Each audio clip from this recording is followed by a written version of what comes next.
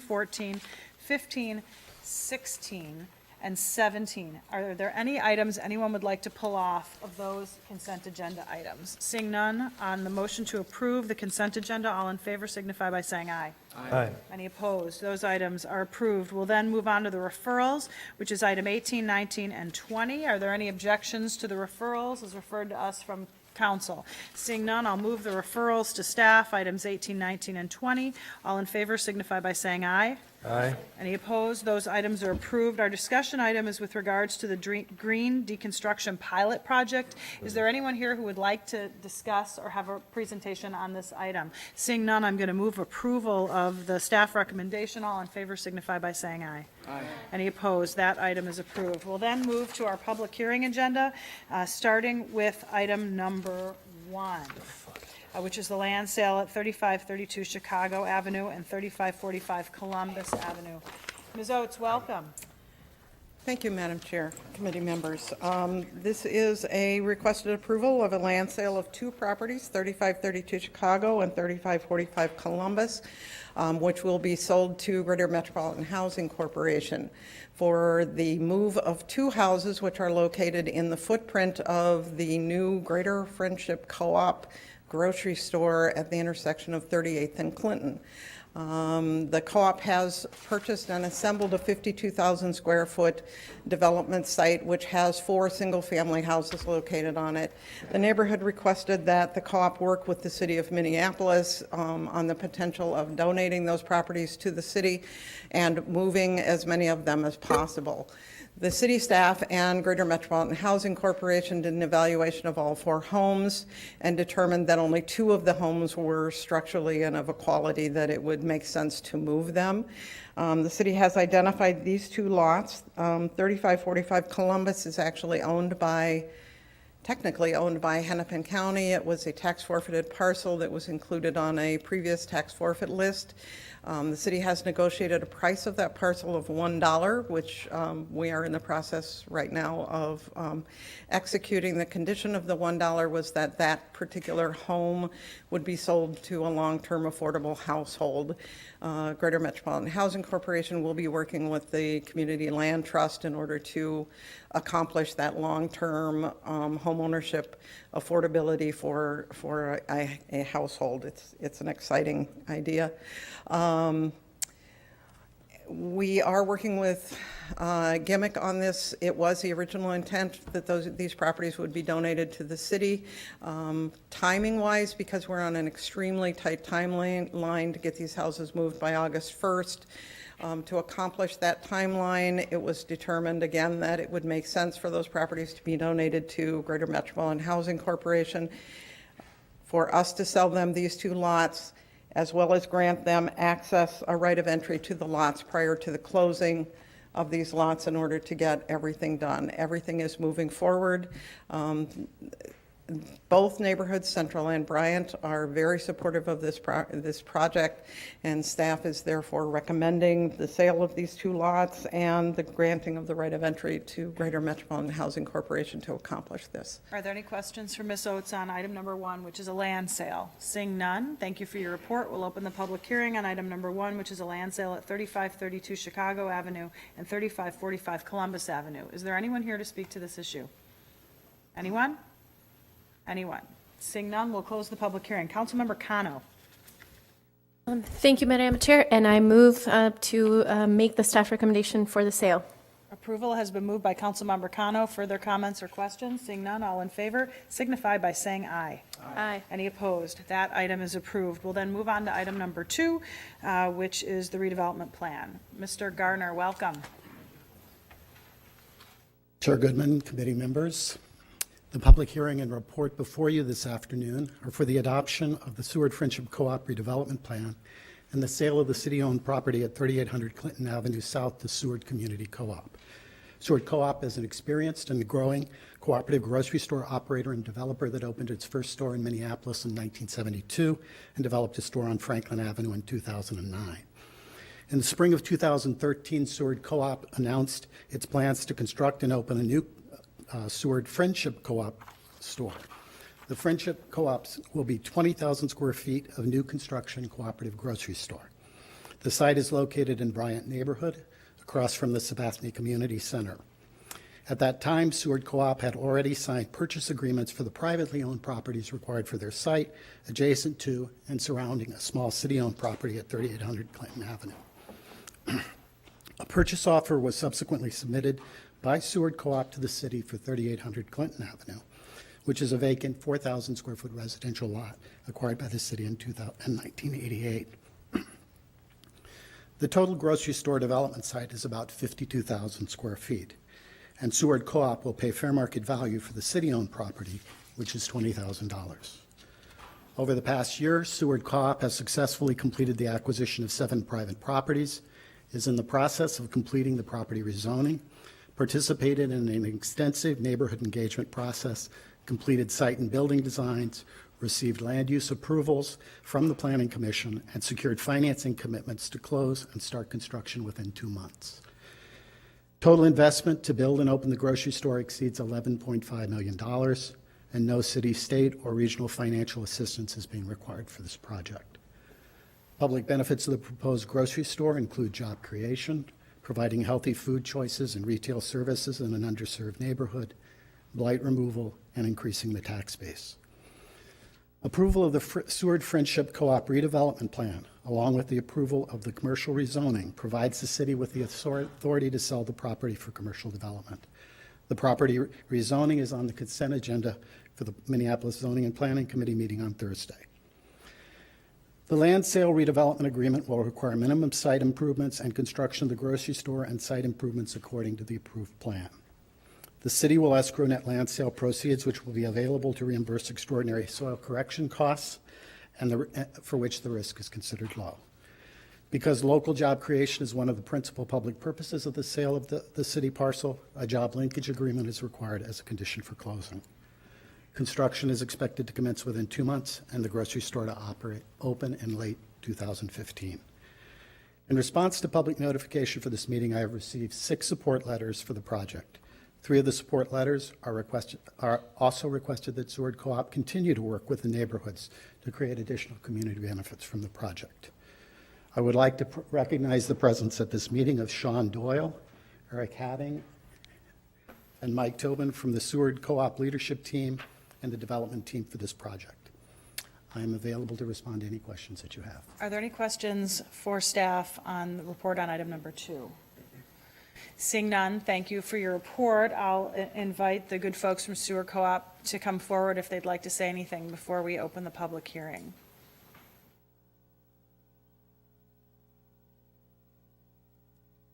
Good afternoon. Good afternoon. I'm Sean Doyle. I'm the general manager of the Seward Co-op. I just want to thank the council members for all their consideration and all the staff consideration in making this project occur. I particularly want to call out the Office of Elizabeth Glidden and her staff, who've done tremendous support in helping us work through a lot of the concerns that we've heard from residents of the neighborhood and broader community members. Seward Co-op is a community-owned business. We have over 12,000 households who own the co-op, and we estimate around 15% of our households live within 1.5 miles of this site, which is one of the primary reasons why we selected it. And I just want to thank you again for your support, and if there are questions later, I'm more than willing to answer them. Thank you. Thank you. Thank you for being here today. This is a public hearing on item number 2, which is the Seward Friendship Co-op redevelopment plan and land sale of 3800 Clinton Avenue South. Is there anyone here to speak to this issue? Anyone? Anyone? Seeing none, I'll close the public hearing. I'll ask Councilmember Quincy if he'd like to make a motion, and then call on Councilmember Glidden. Thank you, Madam Chair. I'd be happy to move approval of this item, and wish to make a comment or so, if I may. In particular, I think we're about to hear from Councilmember Glidden. I just wanted to acknowledge the great work of her and her staff and the tremendous outreach to the community that was a part of this process. So thank you for that, and I'm happy to move approval. Councilmember Glidden, welcome.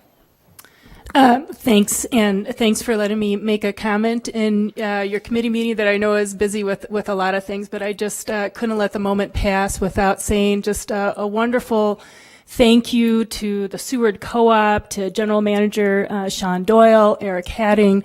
And I want to say, too, we're also joined by Mike Stebnitz, who is from the Carrot Initiative. And, you know, sometimes people assume that the council member is involved in somehow bringing development interests to a neighborhood, and that does often happen. But this is one where this is really a case of neighborhood group, and Mike was an initiator of this group, the Carrot Initiative, that reached out to the Seward Co-op and said, as you're looking to build a second store, we have a place for you to look at. And that really started what I think was, I don't know, maybe longer timeline than Seward anticipated, but Seward has just been wonderful, a great community partner. I think they've done a wonderful job as well of recognizing the important history of the neighborhood, working with the neighbors. And I also want to say a big thank you to our city staff. This has been a very complicated project that had a lot of components, and our staff has done a masterful job of working with the co-op and helping keep things on a good timeline. And so I'm just an enthusiastic supporter. I will be within walking distance of this co-op, and I'm just so excited to see it through to opening day. Thank you for all your hard work. Any further comments or questions? Seeing none, on Councilmember Quincy's motion to approve, all in favor signify by saying aye. Aye. Any opposed? That is approved. Thank you all for being here today. Congratulations to you. We'll move on then to item number 3, the Agriculture Kitchen and Press Sidewalk Cafe license. Mr. Wilson. Thank you, Madam Chair. Agriculture, a restaurant at 2939 Girard, is seeking an expansion for a sidewalk cafe. Sidewalk cafe will be on the public right-of-way, and their site plan was reviewed by our city engineer and has passed that exam. Notice was given to all residents, property owners within 600 feet, and the local business associations and neighborhood associations were notified. As of today's meeting, we have received no responses for or against this application. They meet all the requirements, and staff's recommendation is to approve. Are there any questions for Mr. Wilson on item number 3? Seeing none, we'll open the public hearing on item number 3, which is a sidewalk cafe license expansion of premise for Agriculture Kitchen and Press. Is there anyone here to speak to this issue? Anyone? Anyone? Seeing none, we'll close the public hearing. Councilmember Quincy. Thank you, Madam Chair. I'd like to move approval of item number 3. Approval of item number 3 is in front of us. All in favor signify by saying aye. Aye. Any opposed? That item is approved. We'll move on to item number 4, Dayblock Brewing Company. Expansion of premise. Mr. Wilson. Thank you, Madam Chair. The Dayblock Brewing is one of our newer breweries, and they're at 1105 Washington Avenue South, and they're seeking to expand their premises for an outdoor patio, which will go out towards the rear of their building, towards the parking lot. They have no outdoor seating right now. This new patio will accommodate 16 customers. They plan to be open from 10 a.m. to 1 a.m. 7 days a week. Then they have operated at this location since November of 2013. They do not intend to offer any form of live entertainment or outdoor speakers in this area. A public hearing is required. We sent notices to all property owners and residents within 300 feet and local business associations and neighborhood groups. We have not received any responses. This application meets all of our requirements, and staff recommends approval. Are there any questions for staff? Seeing none, we'll open the public hearing on item number 4, which is an expansion of premise for the Dayblock Brewing Company. Is there anyone here to speak to this issue? Anyone? Anyone? Seeing none, we'll close the public hearing. Councilmember Frye. Thank you, Madam Chair. I move approval of this item. Approval of item number 4 has been moved. Seeing no further comments, all in favor signify by saying aye. Aye. Any opposed? That item is approved. On to item number 5, Fulton Beer, expansion of premise. Mr. Wilson. Thank you, Madam Chair. Fulton Beer at 414 6th Avenue North is seeking a expansion of premises to add a larger patio. They currently have outside seating for 48 persons. They propose to add an additional 50 seats, and they will have a total seating outside for 98 persons. They'll be open from 11 a.m. to midnight, Monday through Saturday, and 11 a.m. to 11 p.m. on Sundays. This application does require a public hearing. We did mail notice to all persons within 300 feet, business associations and residences. We've received no responses from that mailing, and staff recommends approval. Questions for Mr. Wilson on item number 5? Seeing none, we'll open the public hearing on item number 5, which is an expansion of premise for our good friends at Fulton Brewery. Is there anyone here to speak to this issue? Jim, welcome. Good afternoon, Councilwoman Goodman, members of the council. My name is Jim Diley. I'm one of the owners and co-founders of Fulton Beer, and I'm here to answer questions about the expansion of premise, but also to thank the City of Minneapolis, this committee, and the City Council for its leadership in really opening up a craft brewing industry for the City of Minneapolis.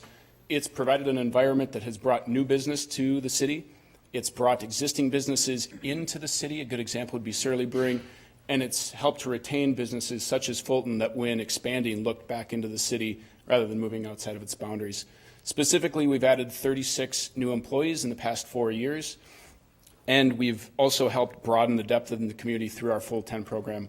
We make microfinance loans, and we've been able to make 2 microfinance loans this year to other entrepreneurs in the city of Minneapolis looking to pursue their passion. Thank you very much. I hope for your continued leadership in making Minneapolis a craft brewing destination. Any questions from the committee? Any questions for Mr. Daly? Seeing none, thank you for your testimony. Is there anyone else here to speak to this issue? Anyone?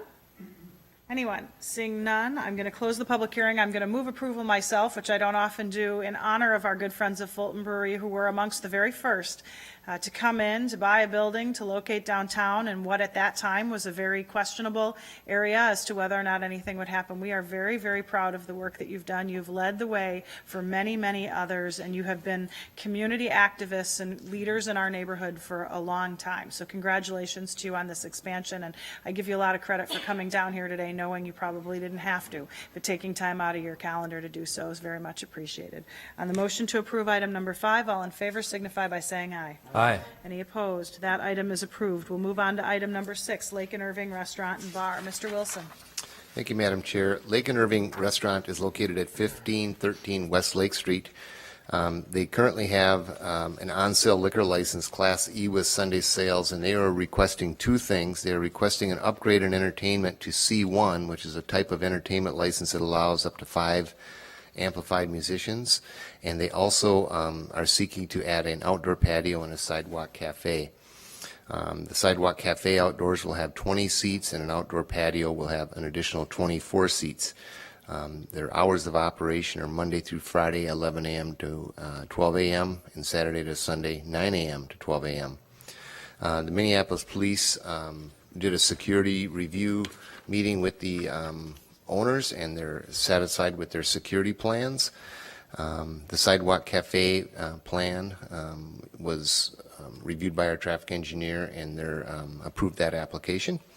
Notices were sent to all property owners within 600 feet of this establishment. We notified the Echo Neighborhood, East River Road, or East Isles Residents Association, and the Lake Street Council in addition to that. We received 7 responses from our notification process. 7 were received, and all support this application. This application seems to meet all the requirements, and staff recommends approval. Are there questions for Mr. Wilson? Seeing none, this is a public hearing on item number 6, which is an upgrade license and expansion of premise for Lake and Irving Restaurant and Bar at 1513 Lake Street. Is there anyone here to speak to this issue? Anyone? Anyone? Seeing none, I'll close the public hearing. Councilmember Frye. Thank you, Madam Chair. I'd like to move approval of this item. Approval of item number 6 has been moved. All in favor signify by saying aye. Aye. Any opposed? That item is approved. We'll move on to item number 7, Smack Shack. Mr. Wilson. The Smack Shack, 603 Washington Avenue North, is also seeking an expansion of premises to expand their outdoor seating area. Their current outdoor seating area is 72. They wish to add 50 more seats for a total of 112 outdoor seating capacity. They are open from 11 a.m. to 1 a.m. Sunday through Thursday, and 11 a.m. to 2 a.m. Friday and Saturday. Their outdoor speakers that they use will be turned off at midnight nightly as part of an agreement with my office. The police security review was completed by the owners and the First Precinct Lieutenant. They've also submitted a noise abatement plan to make sure that the noise created by this number of patrons on their patio does not get away from them or disturb area residents. A public hearing is required for this application. We did mail notice to all residents and property owners within 300 feet. and hand-posted several multifamily buildings in this immediate area, and the Warehouse District Business Association and the Downtown West Neighborhood Association. With all those notices, we received no responses for or against the application, and staff's recommendation is to approve it. Questions for Mr. Wilson? Seeing none, we'll open the public hearing on item number 7, an expansion of premises at Smack Shack at 603 Washington Avenue North. Is there anyone here to speak to this issue? Anyone?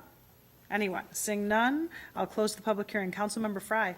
Thank you, Madam Chair. Also, thank you, Mr. Wilson. We've been working with Smack Shack as well as the local community to make sure that Smack Shack can add and activate the sidewalk over there while making sure to be mindful of the noise.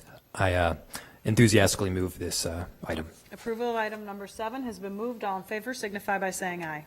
Aye. Any opposed? That item is approved. Item number 8, Louise Wine Dive. Mr. Wilson. Thank you, Madam Chair. Louis Wine Dive is at 800 West Lake Street, and they would like to add additional seating to their outdoor patio and add a sidewalk cafe. They intend to add additional seating to the patio, 6 tables and 12 chairs, and a sidewalk cafe. They're going to add 17 tables and 38 chairs. The city's engineer has reviewed the sidewalk cafe plan set up and finds that it meets all of those requirements. The hours of operation proposed are 11 a.m. to 2 a.m. This outdoor patio and sidewalk cafe will not feature outdoor amplified sound. The police did a security review of this applicant, and they are satisfied with their security plans.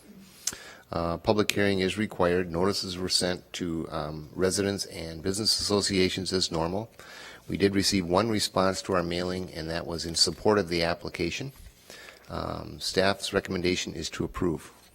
Questions for Mr. Wilson on item number 8? Seeing none, we'll open the public hearing on item number 8, an expansion of premises for Louis Wine Dive. Is there anyone here to speak to this issue? Anyone? Anyone? Seeing none, we'll close the public hearing. Councilmember Fry. Thank you, Madam Chair. I move approval of item number 8. Approval of item number 8 has been moved. All in favor signify by saying aye. Aye. Any opposed? That item is approved. We'll move on to item number 9. Mr. Wilson. Madam Chair, item number 9 is the World Street Kitchen at 2743 Lindell Avenue South. They are seeking an expansion of premises and a sidewalk cafe. They're adding an additional 20 chairs on their sidewalk cafe, and they are open from 11 a.m. to midnight.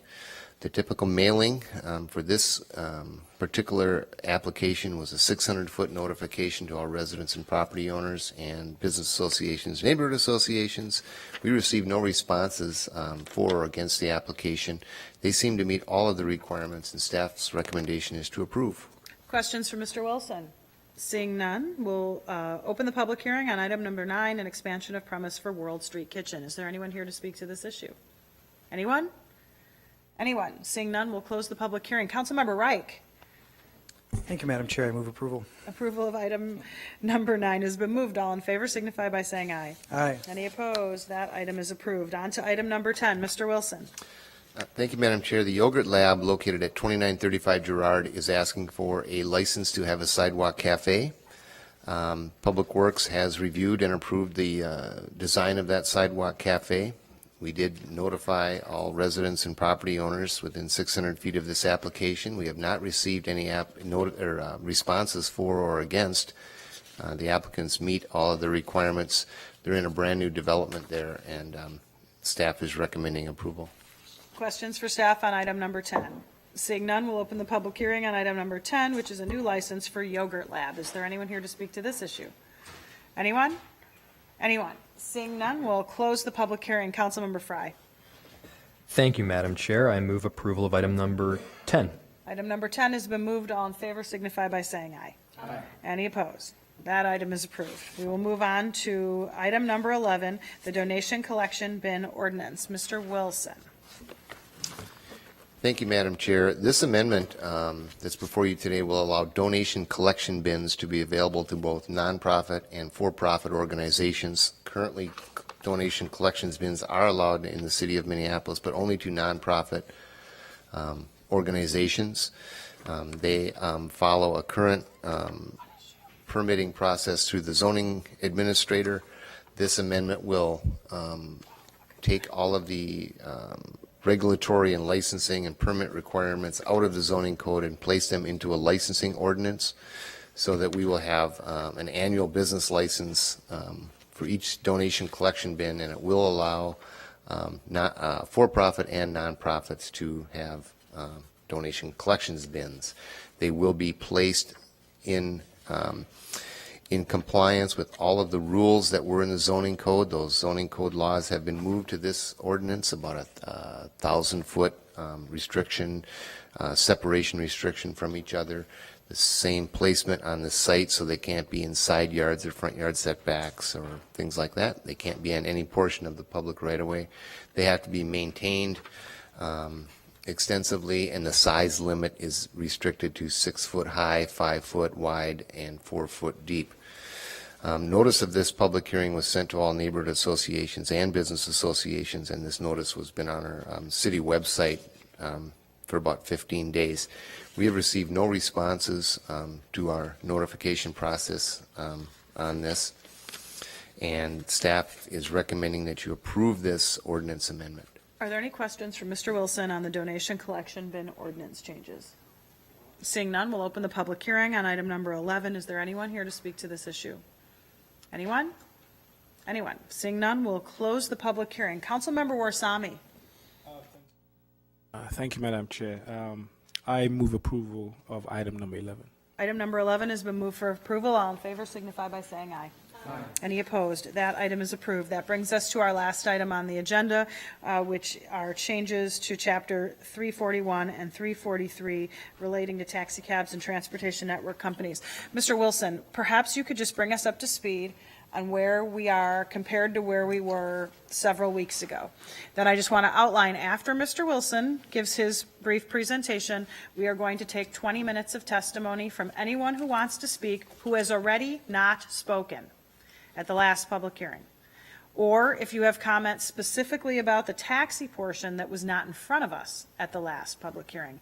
That's kind of the parameter of the public hearing. If we don't use up the whole 20 minutes, great. If we do, that's good too. And then we have some amendments from the authors, and we will move forward with the discussion. So we'll start with Mr. Wilson.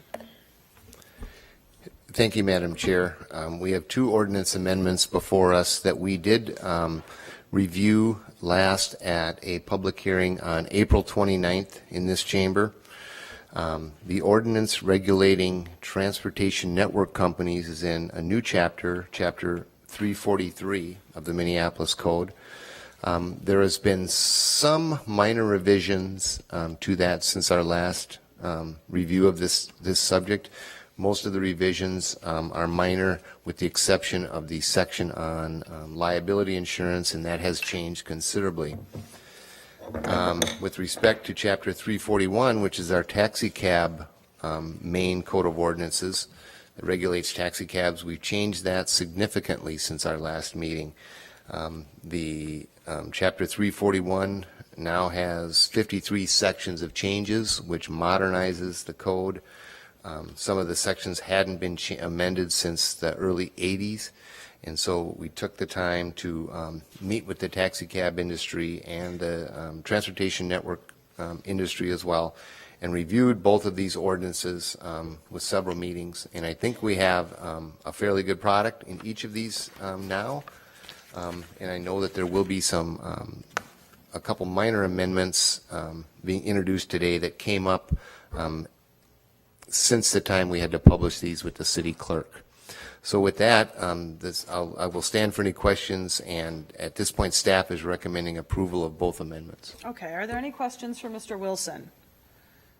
Seeing none, we're going to open the public hearing, and Councilmember Quincy will be in charge of the clock. We'll invite you to come up and speak for up to 2 minutes if you have not yet spoken, or if you would like to speak to the taxi cab provisions that have not yet had a public hearing.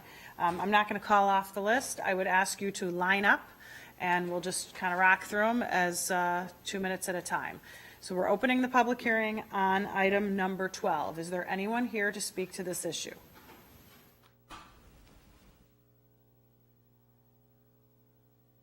Now, I know you're not the only person to speak to this issue, sir, so we won't start the clock yet. Martha, why don't we make it easy for you? Roll on up here and we'll get you up there first. If she can make her way through, that would be great. You said how long we're giving in total? Okay.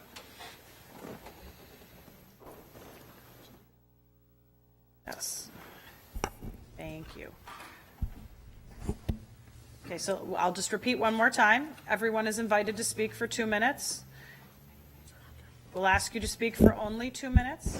We would ask you to line up where appropriate, and we will give the public hearing approximately 20 minutes. So that's about 10 speakers if everyone takes 2 minutes. Ms. Haig, are you ready?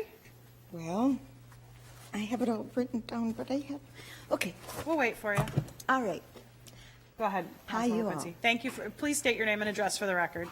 Hi, my name is Martha Haig. My address is 121 Washington Avenue South, 55101. I want to express my concern about the new companies that they will be discriminating people with mobility disabilities. They will not pick us up. People with service dogs, they cannot. If they don't want to pick them up, they don't have to. People who don't live in very nice neighborhoods, they don't have to pick up or drive home. This will hurt regular cab drivers. There will be 4 people with disabilities for picking us up or driving us. There will be limited operating costs for licensed cabs.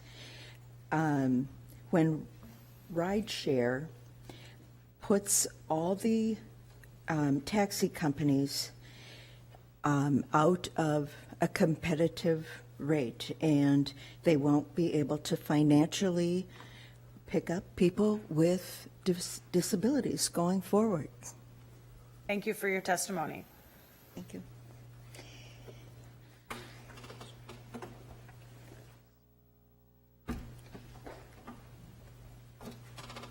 Okay.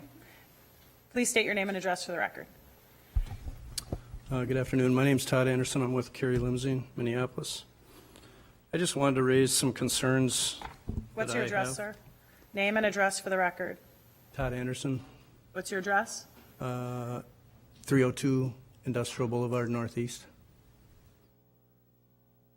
I have some concerns over public safety if this ordinance gets approved, most notably the insurance protection of the public, the traveling public. Second, the workers' comp requirements that we're required to have as limousine companies, which is going to create an unfair advantage for the TNCs, since I've seen nothing on the line about workers' comp coverage.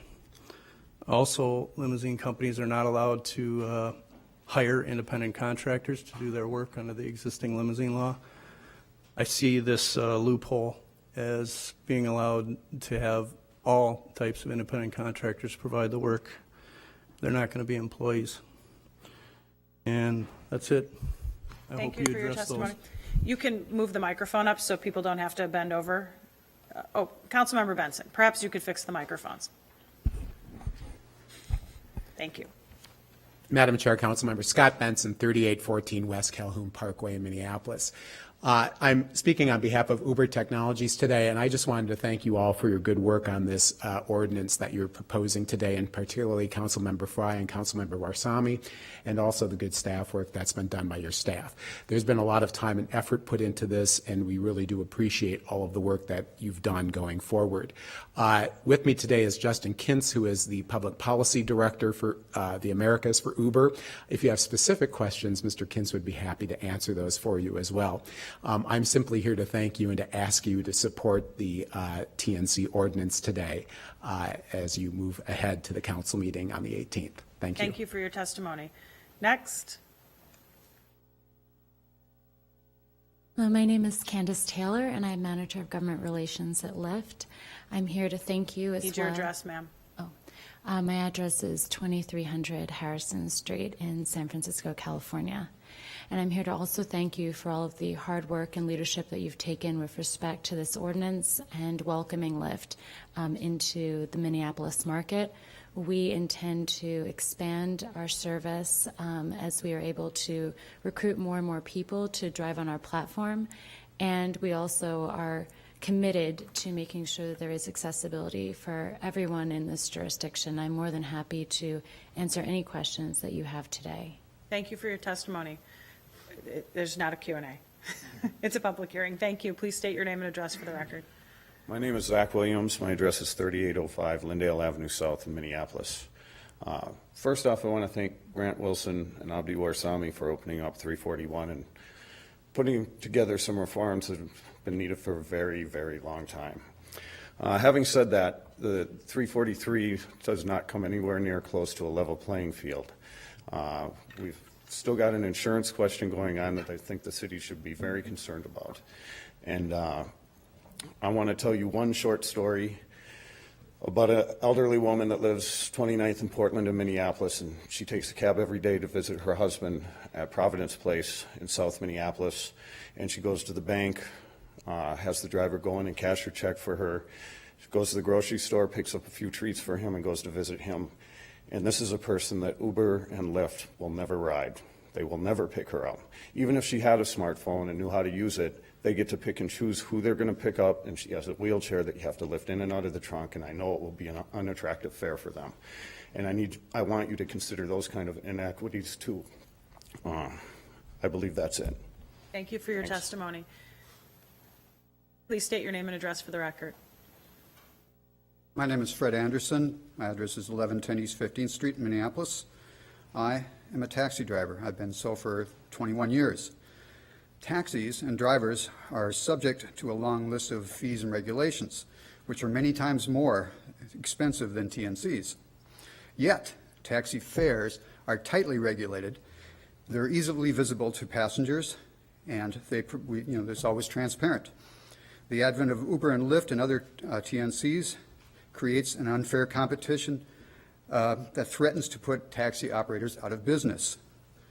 City residents will be subject to exorbitant TNC fares that can soar higher than $32 per mile and wait times charged higher than $8.75 per minute. Remember, Minneapolis taxis, $24 an hour waiting time, $2.75. That's what the rate is. There's no minimums for TNCs. There's stories of $20 minimum fares, and fares as high as $175 have been reported. In contrast, taxi fares are capped at minimum of $5 and $2.75 per mile. I hope it's not true, but I feel that the city is about to abdicate its regulatory responsibilities. As a cab driver, I cannot raise my rates, and I'm obligated to take all customers, unlike TNCs. This is not a level playing field. Thank you for your testimony. Please step forward, state your name and address for the record. Anyone else who wants to testify, feel free to get into queue. Steve Pint, Taxi Services, Inc. My address is 5010 Hillsborough Avenue North. Madam Chair, council members, I emailed you last week regarding our concerns with 343 as it relates to insurance and the public safety risk as a result. After the public hearing late April, there was a consumer alert issued by the insurance commissioner warning of the risks associated with TNCs for the drivers and passengers.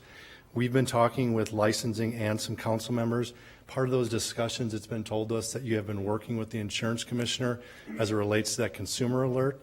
I posed the question, I realize this isn't a Q&A, but I'm just going to pose the question. Has anything been done as it relates to that consumer alert issued by the insurance commissioner? Has the alert been removed as a result of the proposed 343? As a matter of fact, in case you don't know, the number of states that have issued a consumer alert has gone up since the last public hearing on this matter. It's now 17, plus the District of Columbia. Another question that I would pose to the group is the TNC ordinance allows for surplus lines insurance companies, yet that's restricted for cab companies to use that kind of insurance company. Question I would pose is why? Why is it that a TNC can use that type of insurance, but a cab company cannot? I would ask Grant Wilson to potentially share his experience with a surplus line carrier and why they restricted it from cab companies using it. Lastly, 343 does not account for commercial coverage when the app is not logged in or the driver is not logged in. Everybody in the for-hire transportation business knows that drivers create personal business, meaning that they will get people to call them outside of the app, text them, email them to get a ride. Based on 343, those rides will not be covered. So who's going to provide coverage when there is no coverage for a person getting picked up in the city of Minneapolis outside of the app usage? We have taxi drivers that provide hundreds of rides a day outside of our dispatch system. It's considered personal business. They have 24/7 commercial insurance because that's what we're required to do by Ordinance 341. Thank you for your testimony. Please step forward, state your name and address for the record. Morning, my name is Robert Flummel, 14415 17th Avenue North in Plymouth. I'm acting member of the Minneapolis Taxi Drivers and Owners Association. I would like to also mention that these vehicles are being driven without any types of inspections, and the extra fees that we're paying as taxi drivers, as I'm an owner operator, are kind of out of hand. Nobody else is paying the fees. These people don't go through any criminal background checks like the city requires. And why are there regulations for so many regulations against operating a taxi cab when these people are clearly operating a taxi cab without a taxi light on top? That's the one issue that nobody has been bringing up, is the inspections on these possible unsafe vehicles. Thank you. Thank you for your testimony. Is there anyone else here who'd like to testify on anything in front of us on item number 12? Anyone? Anyone? Seeing none, we'll close the public hearing.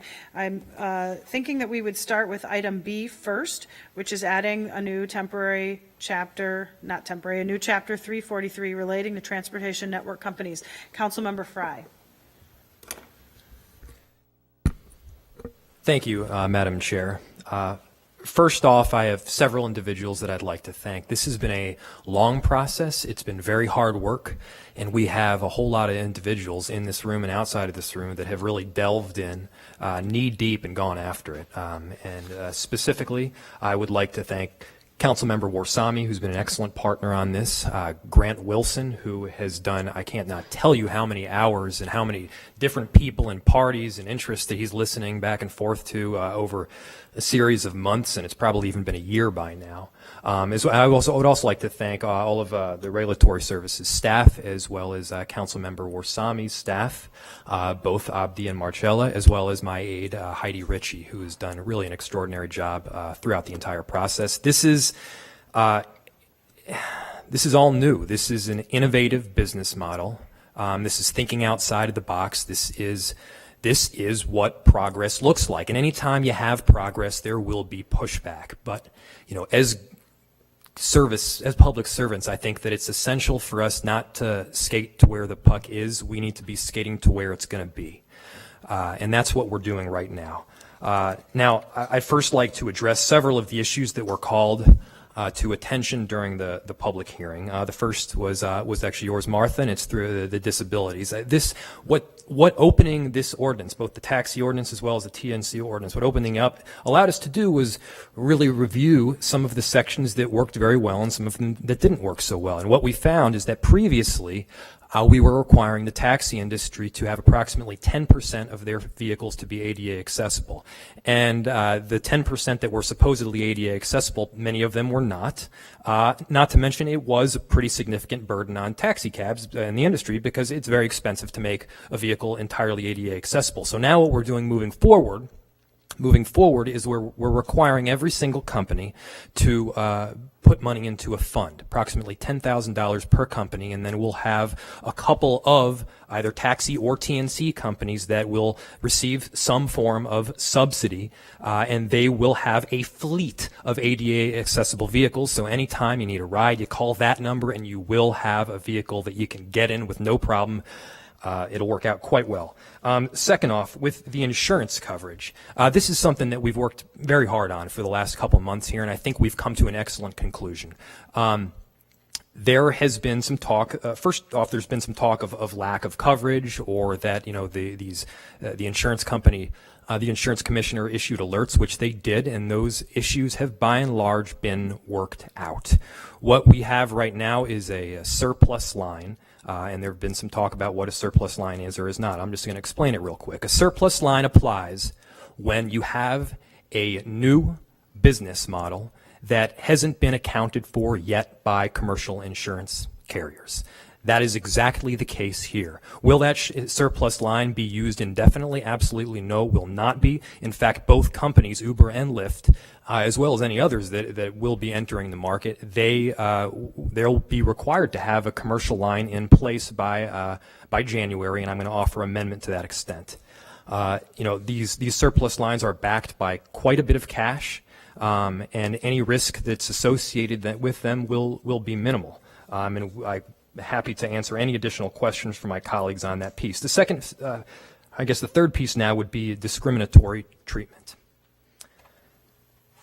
There has been discrimination for years now in the taxi industry. Let's just be honest. It has been there. There was an article just the other day that talked about numerous cabs going by a black couple and then picking up a white couple, and it was happening more often than not. I'm sorry, that's ridiculous. Now, will there be problems with Lyft and Uber? There may very well be. We live in a society that is at times discriminatory. Now, as government, it's our job to guard against that, and we're going to be putting in place a regulation to make sure that that doesn't happen. But let's not be the pot that's calling the kettle black, because this happens, and this is something that we need to deal with in the ordinance right here. We will have the audit capability. So that if rides solely to, for instance, North Minneapolis are being declined on a regular basis, we can hold them accountable. Not to mention, I think there was the talk about seniors not being able to use the TNC technology because they have a smartphone. That's totally true. Most seniors, I will acknowledge, don't have smartphones. In fact, I think Councilmember Quincy doesn't have a smartphone either. And now, businesses, by their very nature, do target certain demographics. And if we're going to exclude a business because it targets a certain demographic, then we could right away outlaw Chuck E. Cheese's, nightclubs, and slap bracelets because they all target youth. We're obviously not going to go that direction. Not to mention, I think most people can't take either cabs or TNCs because they're too expensive. I don't consider myself poor, but I don't usually take a cab. It's expensive, and I probably won't often take a TNC. I choose to ride my bike instead. Also, at times expensive, but for instances when you need them, they're there. The difference, and I'd also like to address some of the differences in why we have two ordinances right now instead of one. Here's the main segment that you got to understand. It's the difference between public-facing versus private-facing. Taxis are, by their very nature, public-facing. The driver doesn't know the rider doesn't know the driver when they're being picked up. Taxi cabs are able to scout for passengers. They're able to get hailed. You have no idea what the fee is ultimately going to be when your ride finishes up. You could get gouged. You may not get gouged. We've got regulation in place to protect that. TNCs, on the other hand, are private-facing. You sign up ahead of time. You give your information ahead of time. The driver knows the rider. The rider knows the driver. And you have the ability to say no if, for instance, the price is too expensive in the instance of surge pricing. Couple more pieces, and then I will move to address the amendments which we've got. Somebody said you can hail an Uber ride outside of the app, for instance, through like a text message. Just based on how the technology works, and granted, I'm not an IT expert, but you can't do that. You have to hail them through the app. You're not given the individual cell phone number ahead of time, nor are you given it afterwards. you have to hail the app through the application, so that's not even an issue. And then the final piece is inspections. We've got inspections for both, and this was an area where I think we were able to strike quite a bit of compromise. And thanks to Councilmember Warsami, there's been some deregulation on the part of the cab industry. The cab industry came forward with 9 or 10 or 12 changes that they would have liked to see, and I think we pretty much granted all of them, maybe with the exception of one. So, there's been significant compromise through this entire process. We've had 3 or 4 public hearings, both in City Hall as well as outside City Hall. We've done our due diligence. We've engaged the stakeholders. Now it's time to make a decision. In making that decision, I've got several amendments that I will read to you right now. Councilmember Frye, why don't I move the main motion? Why don't you do that? That would be great. Okay, so I'm going to move to add a new chapter for 343 relating to transportation network companies. So that's what's on the floor in front of us, and I'll call on Councilmember Frye if you'd like to add some amendments to that. Thank you, Madam Chair. Yes, I would like to add several pieces. One at a time, we'll vote on each. We'll go one at a time. The first is the effective date. We have several new requirements that will be in this TNC ordinance, and we want to give the TNC companies and their drivers time to comply. So this is, it's item number 12, TNC Chapter 343 Ordinance Amendment. This is Frye moves to amend by adding a new section 343.210 to read as follows. I'm moving this. This chapter, except where otherwise specified, shall become effective as of August 22nd, 2014. So this will be roughly a month after the mayor's signature. So I'm moving this amendment. Okay, are there questions on the amendment specifically? Seeing none, on the motion to approve the amendment, all in favor signify by saying aye. Aye. Any opposed? That amendment is approved. We'll go through all of the amendments, and then I know Councilmember Cano has the floor. Thank you, Madam Chair. The second amendment relates to, we want to make sure that when surge pricing is in place, we want to see that the rider positively acknowledges it. So I'm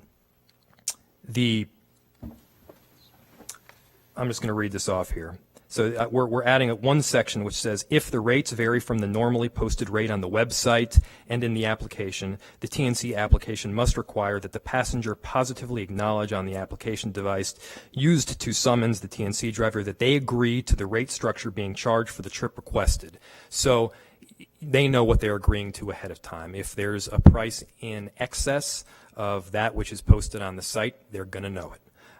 So this is amendment. So I move this change, which you should have in front of you, to 343.160. On the motion to approve the amendment, further comments or questions? Seeing none, all in favor signify by saying aye. Aye. Any opposed? That amendment is approved. The third is an amendment to 343.150. And what this we have in here, it's to operate a transportation network vehicle within the city while not in possession of a valid driver's license issued by the state of Minnesota or Wisconsin, and then we X the part that says proof that the driver is the registered owner of the vehicle. There's one simple reason why we're removing this, and it's because there are times when, for instance, a husband may be driving, yet the vehicle is registered to his partner or his wife. That's it. So I move that change. On questions or comments on the third amendment? Seeing none, all in favor signify by saying aye. Aye. Okay, so we have the main motion in front of us. We have one more. We have one more. I apologize, we have 4. The final one relates to insurance, which you also should have in front of you, and this is 343.70. And it's subsection N. The requirement, and it reads that we're adding this, the requirements of this subsection 343.70C become effective on January 15th, 2015. And what this addresses is what I spoke about just previously, which allows the surplus insurance to apply for a period of months until the commercial insurance kicks in and we get a firm agreement. And I have a firm commitment from both Uber and Lyft that they are working towards this right now. In fact, they have to because it's in the ordinance. I move this item. Questions or comments on this fourth amendment? Seeing none, all in favor signify by saying aye. Aye. Okay, any opposed? So what's in front of us now is the main motion as amended 4 times. Councilmember Kano. Thank you, Madam Chair. I have a general question about the cost. And is it okay for me to just go ahead and ask at this point? Okay, and maybe Grant, if you could please help us. So I got a few calls in my office about whether or not the city was going to be able to regulate and oversee the amount of money that Lyft and Uber or TNCs were going to charge the public. And could you please clarify how we plan to do that? Or please feel free to elaborate on what Councilmember Jacob Fry has mentioned. I just want to make sure that everyone understands kind of what the plan is and what the expected outcomes are. Madam Chair, Councilmember Kano, thank you. On the price structure for this this license type, it's a new license type, and we're going to be licensing the Transportation Network Company. And our proposal in the request for council action in our proposed license fee schedule has an annual fee of $35,000 for each Transportation Network Company. In addition to that, there'll be a $10,000 surcharge for the company to be put into the incentive fund for ADA wheelchair accessibility incentives.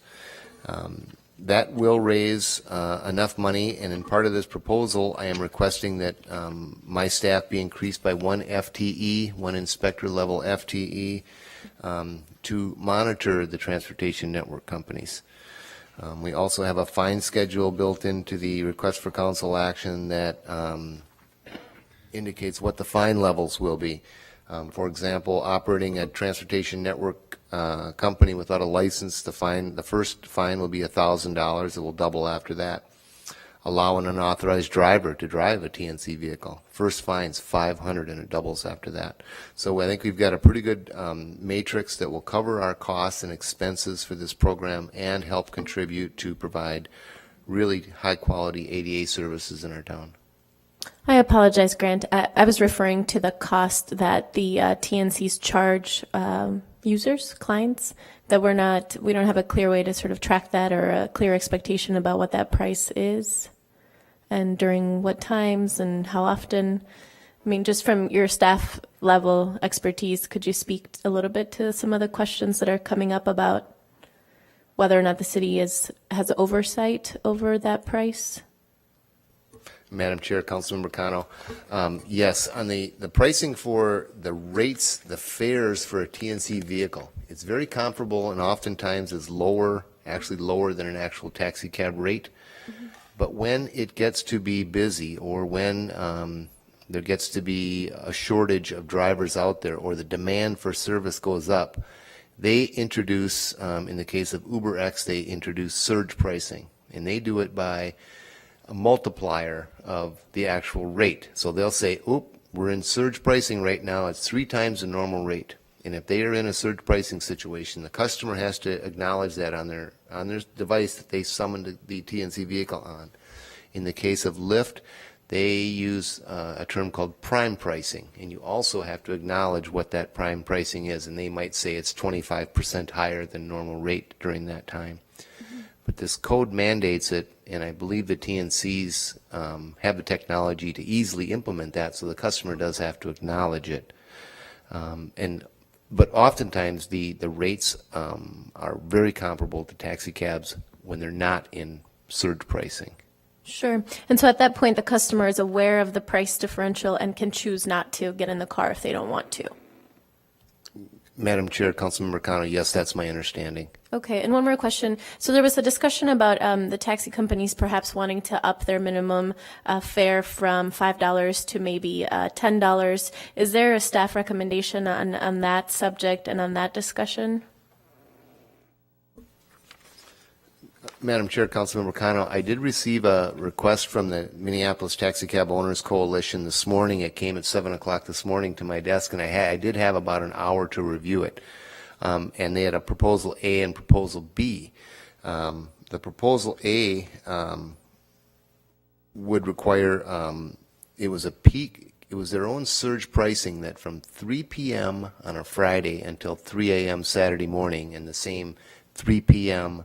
Saturday afternoon till 3 a.m. Sunday morning, they would be in peak pricing. That would put Minneapolis during those peak prices at the second in the nation under Honolulu for the highest cab prices when they're on peak. Their proposal B would put them way over Honolulu, the highest prices probably anywhere in the world for taxi cabs. And so I will analyze that and get back to them and the committee on that particular proposal, but I certainly don't recommend it with the review I gave it this morning. Thank you. Further comments or questions on Councilmember Fry's motion to approve adding a new chapter 343? Seeing none, the clerk will call a roll, and I'm going to ask you to take a roll call vote, please.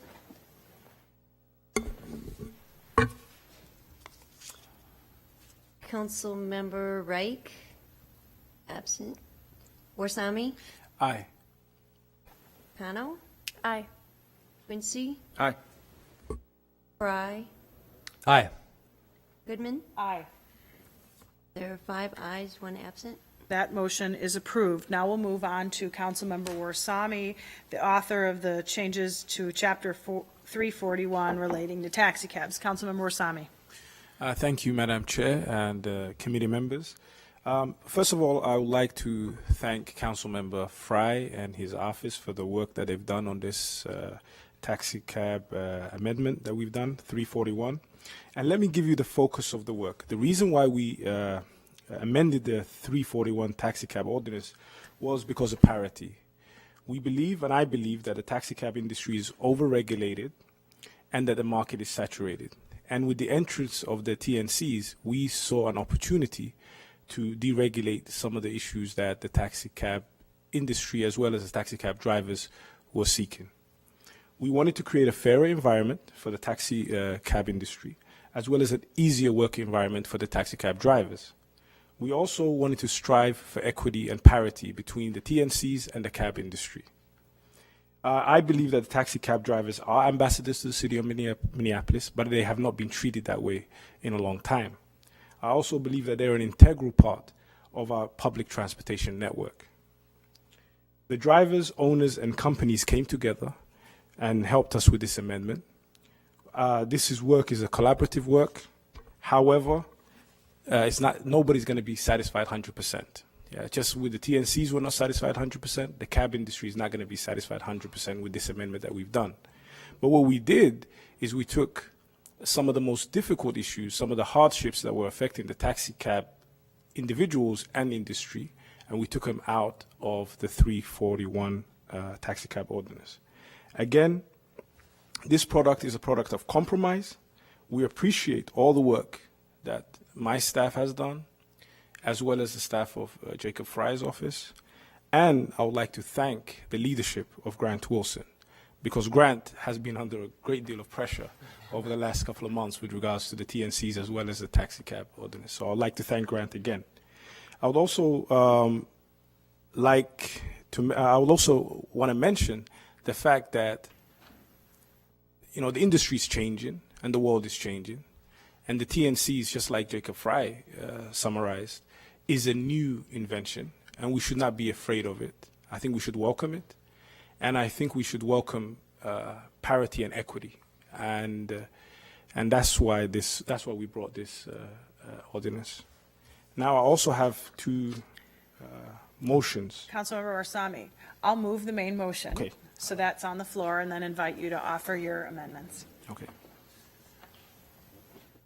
Okay, I mean, I have 2 amendments, and both of them are basically languages and cleaning up some of the language in the 341 section. The first one is, out of respect for our members, our disabled members, and our disabled community, to change 341.315, and basically to remove confined to a wheelchair and to move and to change it. The licensing official shall establish an incentive system, provide taxi cab services that accommodate passengers that use a wheelchair. So that's the first one. Okay, so on amendment number 1 from Councilmember Warsame, as he's just outlined, are there comments or questions? Seeing none, all in favor of the amendment signify by saying aye. Aye. Any opposed? That amendment is approved. The second one is also, again, to clean up the language, and it's section 341.170, and this is the duty to accept passengers. And we basically changed it to no taxi cab driver shall carry any other passenger than the person first employing the taxi cab, except with the express consent of the first passenger or passengers. And again, this was done to focus on the safety of our citizens and the consumers of the service. On amendment number 2, offered by Councilmember Warsame, all in favor signify by saying aye. Aye. Any opposed? Those 2 amendments are approved. On the main motion, anyone else like to say something? Councilmember Frye. I'll be very brief since I was long-winded last time. I'd just like to thank Councilmember Warsame specifically. It's been wonderful partnering with you, and I'm happy to support this ordinance change. Councilmember Quincy. Thank you, Madam Chair. I, too, am supportive of the underlying motion and the amendments to the cab ordinance that was just talked about. And I'd just like to back up a little bit to April and talk about this as a process. Because what we're doing today is we're going to be passing 2 ordinance changes and lots of amendments that wouldn't have been possible if we didn't have the public hearing in the first place. There was the most genuine, authentic, community engagement. And we've all extolled each other's virtues up here, especially with staff. But I really wanted to comment and thank the residents and the public for their input to crafting a better ordinance, and for the lobbyists and for all the advocates that came out and had that conversation with us. I thought it was a terrific process, and thank you for moving it forward. And I'd also like to thank your leadership, Councilmember Goodman, on the fact that we're bringing this up and taking care of business. We're doing it in a timely manner, and we're doing it in a thoughtful way. That's remarkable, and it's a good sign of a government that works. Thank you very much. So I don't have to have the last word. I certainly will refer to Councilmember Warsame, but I do want to say a few things. This is a very good example of what the new Minneapolis City Council is doing. I am humbled by the fact that you have 2 people who came onto the council not 6 months ago, tackling an issue that was foisted on them, that was happening in front of them, and instead of ignoring it, took it on, learned the issue, showed compassion for the players involved, and moved it forward on a timely basis. This is not about some of the more frivolous things that we're dealing with, but the issues that really affect people's daily lives. I'm humbled to have the opportunity to work with the authors of this ordinance, because I think it shows a real caring for moving our city forward in a very progressive and transparent way, while taking on issues that really affect everyone, thinking about how it could be as equitable as possible for all involved. This is a very good day for our city, because it shows that new, young leadership can really do amazing things for our city, and I'm very humbled to be able to be part of it, and I thank you for your very good work. On the motion to approve Councilmember Warsame's work on amending Chapter 341, all in favor signify by saying aye. Aye. Are there any opposed? Seeing none, item number 12 has been approved, and seeing no further business before us, we are adjourned.